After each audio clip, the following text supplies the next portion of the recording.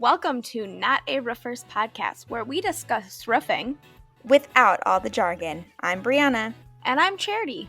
And this is today's episode.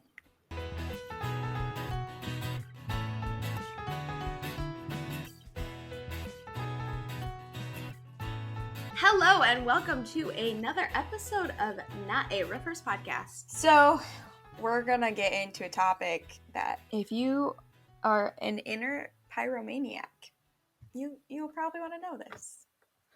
Are you a pyromaniac? No. Oh, you don't like... I mean... You don't like playing with fire? No, not really. I like playing with hot wax. But doesn't that get everywhere?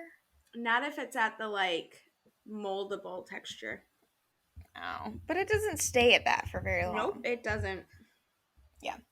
Okay, well, I don't necessarily like playing with fire. I like putting things into the fire to burn, though. Is that playing with fire? That's playing with fire. Yeah. Well, once upon a time, I went camping, and I didn't do it, but we were with some family friends, and they were both in their, 20-somethings. I was, 15. And they wanted to see how long it would take to melt a glass bottle in the fire that they created, because it was a really hot fire. Yep, and that was that. But anyway, okay, so we're going to talk about fire ratings. I was going to say fire resistance. Yes, and we're going to talk about fire ratings today. There are 4 fire ratings. There is Class A, Class B, Class C, or unrated.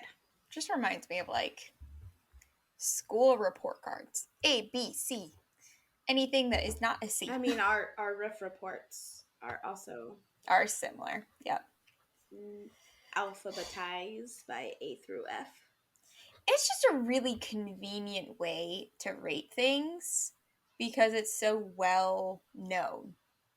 It's a collective knowledge. I just realized why schools, this is off topic, but when I was teaching, we were not allowed to give any student less than a 50%. So even if they turned in an assignment that had not a single thing answered, we couldn't put less than 50% on their report card. And I was just informed 4 years later why that is. Please enlighten us. And it is because on a grading scale, typically, an A would be 90 to 100. A B would be 80 to 90. C would be 70 to 80. A D would be 60 to 70. And then an F is anything below 60, which then means you have a bigger gap to make up. So if I would give a student a 0 and then they would get 100, they still would only fall at a C or a D. So if you gave them a 50 to 60 for an F, they didn't have as much to make up when they got the better grades. And that makes so much more sense to me than just rewarding students for not doing work. Because when I was teaching, that's kind of what they based it, was this well, you just don't want to give them a 0 because we don't want our grades to be low. No, this actually makes a lot more sense. For the development of a child's brain. It's not being oh yeah, you can't make up the distance because you're failing on one assignment. No, it's, oh, you did bad on one assignment, but you're doing great on all these other. Guess what? You can still pass. Yeah, I had a professor in college. Well, we really are just off topic today. I had a professor in college who was it was known that it was very rare for him to hand out an A. And the philosophy behind it is that the grading scale is based off of a C is where you need to be. If you're getting a C, you're at the knowledge that everyone else needs to be at. And if you're at a B or an A, you're above that knowledge, meaning you went above and beyond. So if it was a minimum 3-page paper explaining whatever, but you had a 5-page paper that went really in depth or whatever, you went above and beyond what you needed to do, and that's when you deserve an A. and I had never had grades explained that way. And I was an A, B student my entire life until I got to college, which is very normal. And like I had an existential crisis my first year of college because I started getting what was considered worse grades, but I was actually average. And yeah, Which it just, which is really funny because I was not an AB student in high school. I was a C student. But then when I was in college, I was an AB student. yeah. Anyway, back to fire ratings. So there are 4 fire ratings. There is Class A, Class B, Class C, and unrated. Okay, should we start with A or unrated? I think unrated should be less. So let's start with Class A. Okay, cool. So, Class A roofing. This is like, let's think of it as ABC grading scale. This is like the best fire rating you could have. And it is what a lot of buildings, homes, or commercial want, like when they're being built, the codes they have to be in. This is where a lot of them want to be. And I'm just looking. So, particularly if you live in an area that is prone to wildfires, all building codes probably require a Class A fire rating. So some roofing types that fall into Class A would be clay tiles or concrete tiles, fiberglass asphalt, composition shingles, and metal roofs. Okay. And what determines Class A roofing? So, one is that when a fire is started or there's all the things for a fire, that roof can last 2 to 4 hours before it lights on fire. Which is, I feel like that's a long time. Maybe not if you're in a wildfire, but that's a long time. Like if I had a kitchen fire a half an hour from now and I was in a, well, I don't live on the top floor, never mind. Ignore it. Just ignore me. So they can last 2 to 4 hours before ignition. When there are flames, the maximum flame spread, experience maximum flame spread of 6 feet. I don't actually know what that means. You know, and that's okay. Sometimes we don't know what we're talking about, and we're learning with you. Disclaimer, we are not experts. See, everywhere I'm looking says experience a maximum flame spread of up to 6 feet. Oh, I think I know what that means. So, it means that when there are flames, that they won't go further. So, like, if you had a tape measure and you started from where the flame started to where it ended, they'd only go 6 feet across the roof at one time. So it means they don't eat up the roof as much as possible, or as quickly as they could. Because I'm looking at B and C rating, and C rating is experience maximum flame spread of 13 feet. So it'd be more space on the roof being engulfed in flames at one time. Anyway, something in total, let's just at the overview of A, B, and C ratings. Class A roof coverings are effective against severe fire. Class B is for moderate fire, and Class C is for light fire. Like that, those are the fires that they can withstand. And what about unrated? Unrated is not fire resistant at all. Oh. Okay, cool. So for Class A, we said it was high resistant.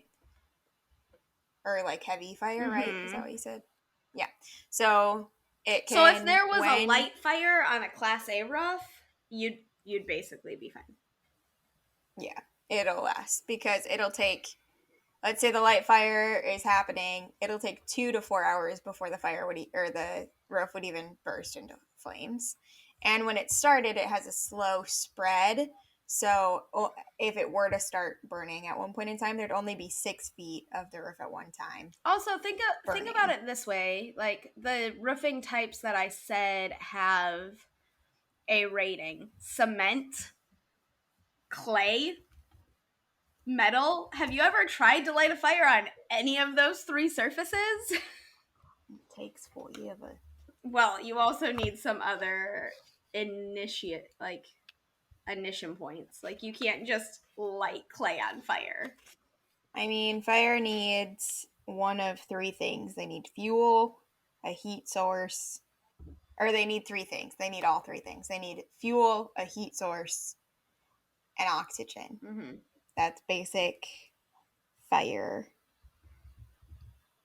information.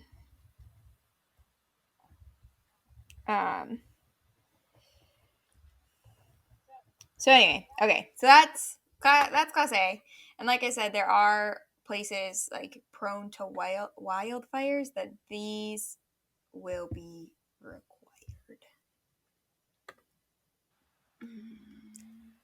So yes, if you live in a place that's prone to wildfires, a class A rating roof will be required. So that'll be once again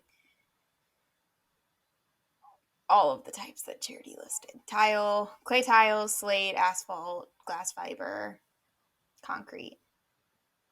Okay, so then we have class B. You said that was for moderate fires, Yes. right? So class B is effective against fires. They can last about an hour before they would catch on fire. And when burning, they only have about an 8-foot area that would be burning at one time. It doesn't go further than that. And ooh, here's a fun fact. Some Class B ratings can meet a Class A rating if additional materials are included in the roof assemblies. what would those additional materials be? I don't know.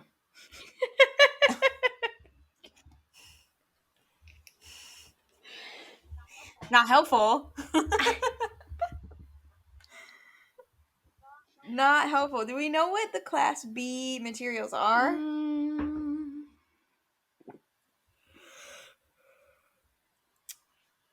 Pressure-treated shakes and shingles are the most common roofing materials to fall under the Class B rating. Yes.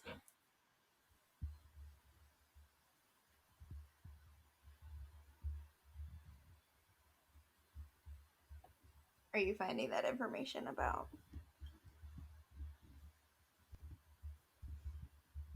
Yeah, I'm just finding the same as you. Also, aluminum roof coverings.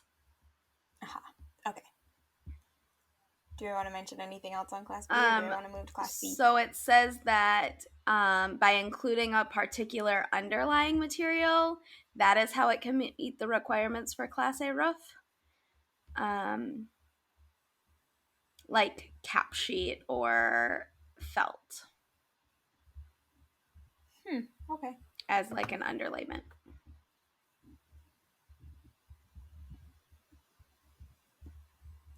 Okay. Class C?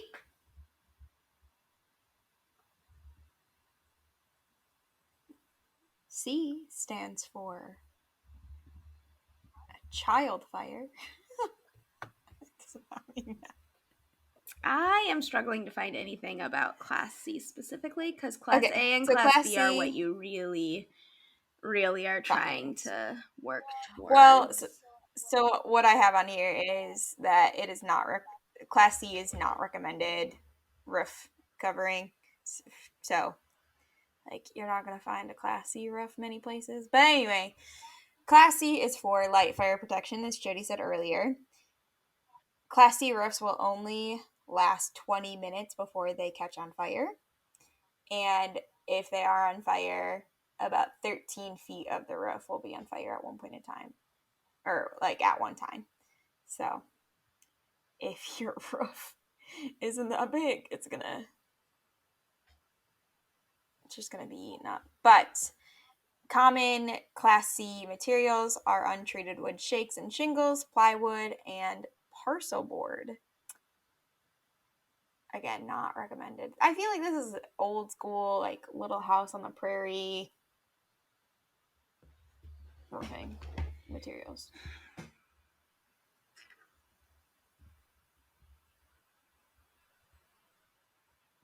Yeah. Yes. I still am struggling to find anything on Class C. Class C doesn't matter. Just stick with Class A or Class B. Don't worry about C. The end. Yeah. Yeah. Depending Okay. on your location depends also on which classification you have for fire ratings. And then unrated is anything in roofing that does not fit into those three classes.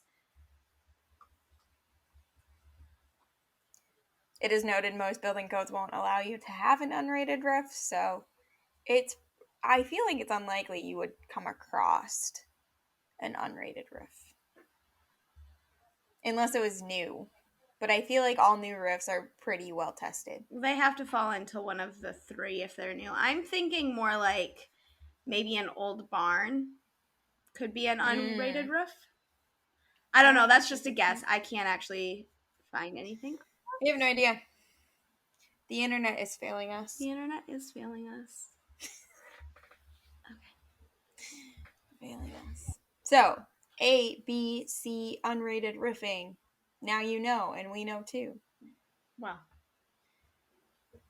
if you know more about us, please let us know because we were struggling on this one. And that is okay because any little bit of knowledge is something new learned. I feel like one day I'm going to go play trivia somewhere. And they're going to ask, what three types of roofing fire ratings are there? They'll just ask a question about some roofing, whatever. They'll be like, what is this? And I'm just gonna be so excited, and it'll all be worth it in the end. All be worth it. Anyway, does that bring us to the end?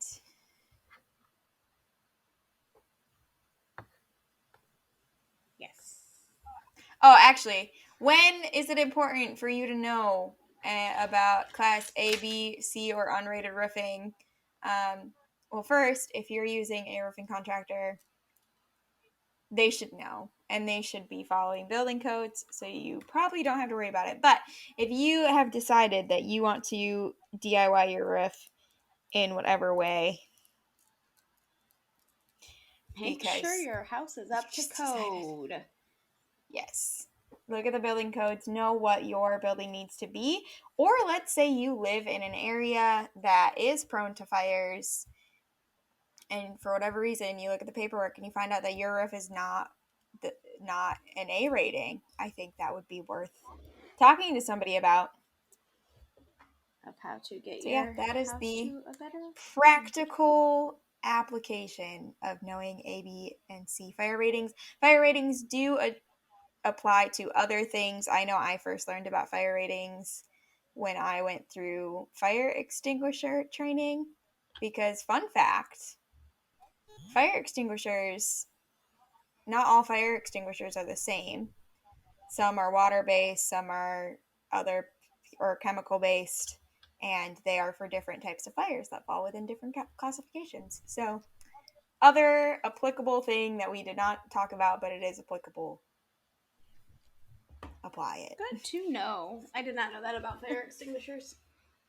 Oh yeah, I had to do 3 years of fire extinguisher training for my job in college, and I got to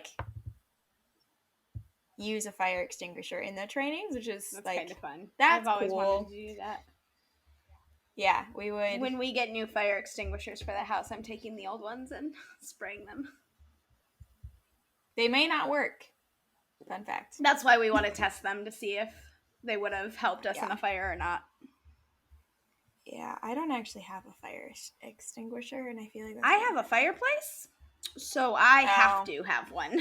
I mean, all homes should have a fire extinguisher, but in some cases you are actually required to have them, like when you have a fireplace, or we have to have one in our kitchen because we have a gas stove.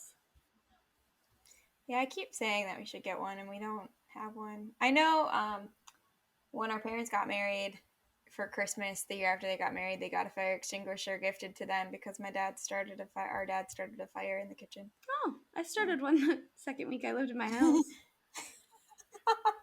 To be fair, I cook with cast iron and I'm on a gas stove, and there was too much oil in my pan, and the flames were a little too high, and they went into the pan and caught the oil on fire. But it was all contained on my stove in the pan. That's horrifying. Anyway, okay, cool. Fire ratings. Now you know. We know too.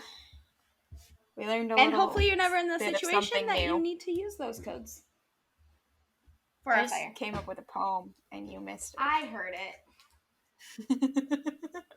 Okay, thank you for joining us today.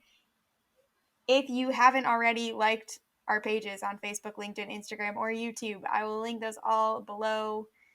Go like those pages, see what we're doing out there. If you want to let us know anything, a roofing thing that you want us to talk about, or you just want to say hi, you want to tell us you like the podcast, you can email us at marketing@roofmedics.com, or you can message us on our social media accounts. I will answer, and I'll get really excited, and I'll send it to Charity and be like, someone messaged me. It's good. It's a good time. You can find us on Wednesdays on the podcasting platform of your choice. Please share the podcast with a friend or share it on your social media so that more people can learn about the roofing industry with us. It's especially helpful if you're buying a house. Until next week. See you then. Bye. That brings us to the end of today's episode. If you've been loving what you're hearing, make sure to press the subscribe button so you get notified anytime we post a new episode. Episodes come out on Wednesdays. Please share this podcast with a friend, rate us, or leave a review. All of those help us to reach more listeners so that everybody can join us and learn more about the roofing industry as we go along on this journey. If you don't already follow us on Facebook, LinkedIn, Instagram, or YouTube, I will put all of our information in the show notes below. Feel free to contact us with any questions or ideas you have and would love for us to talk about on the podcast. I hope you have a great day, and we will see you next time.